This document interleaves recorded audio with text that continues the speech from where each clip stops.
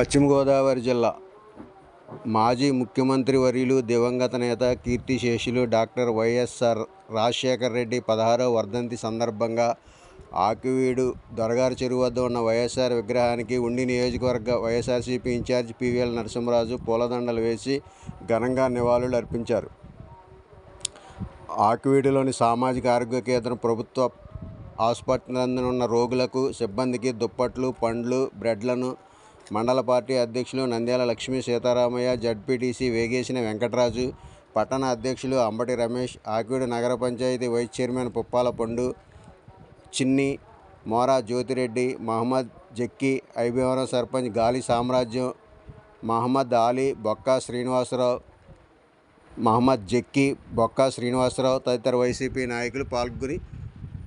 పండ్లు, దుప్పట్లు పంపిణీ చేశారు.